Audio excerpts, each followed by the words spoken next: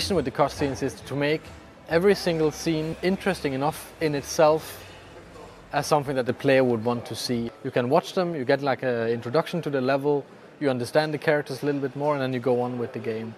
In a game like Hitman, where there is so much gameplay, there's so much within the game mechanics to challenge the players, the cutscenes also becomes a break between those kind of challenging gameplay moments. Damn it! Mr. Dexter is not someone that you want to mess with. I think cutscenes are getting better and better. They're actually much, much better at using the language of cinematography and like movie storytelling and making compelling stories and characters. And this is just a natural evolution in games to lean on what we've learned from cinema. We're actually treating it like a classical movie. We're trying always to have like these, really slow dolly moves and shooting from outside the doorway into the room and trying to have this like subtle treatment of it, and it actually works really well. We have like an awesome team of animators and environment artists and lighting and comping and the composers and sound designers. I mean, a lot of people are working really hard on making them. All right, what is it worth to you? Name your price. If they convey a sense of motivation to play the game, and we've taken a lot of care to add that to Hitman Absolution, it's all well and good to be given a task to go and you have to take out a certain target, but if you can apply an emotional reason or a really solid motivation to do that, it just makes it more enjoyable and a lot more fun to play. Now listen to the city. If anyone mentions the girl, you know what to do. I'll call you.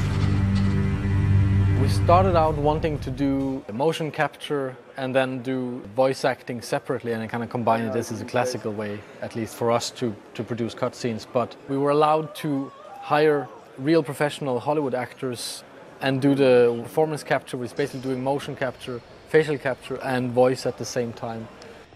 Mr. Travis, you know this is my prayer time. This definitely reminded me of making literally a motion picture. And that it's like very beautiful, very clear, and I think that it's a wonderful aspect that they've added to the video game. The basics of motion capture is that we have a series of cameras placed around a room and they record optically these little markers that are placed on actors.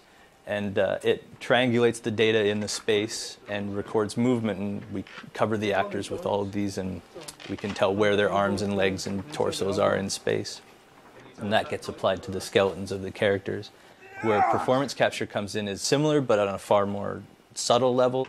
We had a helmet-mounted camera and used that as reference for keyframing. If you have to marker up the face, there's a lot of micro movements that get captured, and that goes through a similar process, but it usually requires far more cameras to pick up the smaller dots and the smaller ranges of movement. Also with ours, it required a soundproof studio, which Giant had, where we shot, so we could have the actors' voices synced up with their movement and just get a more believable performance out of them. That was really important to us. Well, I always describe motion capture to people as the most natural performance an actor will ever have in the most unnatural environment. Because you're never having to cheat to camera, you're never having to cheat to a light, you're never having to worry about a camera over the shoulder, they don't have to worry about hair, makeup, lighting, wardrobe, nothing. All they're having to worry about is true performance. We found him. Okay, people, listen up. I'm giving a green light on this operation. I want 47's head on a platter in front of me ASAP! The only way I can describe it is, yeah, you got the 360 because the cameras are everywhere, but you also have this monkey suit on and this silly hat with a camera sitting in front of your face. And so the focus level that it takes is unique within itself, playing a lot of technology that you're pretending is not there. So it's a whole other thing that takes some adjusting to get to. For example, just a simple thing, like, see this thing right in front of your face? It's very hard to focus on the other actor if that's there, and like this character smokes. So just technically, you can't bring a cigarette up because you smack into that camera, so you have to find a way that looks cool and goes in there and does it. So it was challenging. The actors did have a lot of good suggestions, and they would say, this feels like out of character, and we'd be like, that's true, and we had a lot back and forth. So we spent quite a bit of time on working with their voices, on getting like getting a little deeper into the characters, like giving them some layers to the performances. The physicality and the origin of it is very much on the actors' shoulders, but from that point on, the animators' involvement in it shouldn't be really sold short. They add a huge amount of emotion and of physicality and everything to the scene. Wait. I heard you.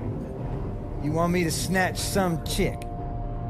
Man's gonna call you, tell you how to find her. There's a convergence where the line between cutscene and gameplay is blurring, and it's a major goal for a lot of AAA games is to have it as one fluid experience and not take the user out of the gameplay and really immerse them in the story and the characters and the universe that we've created.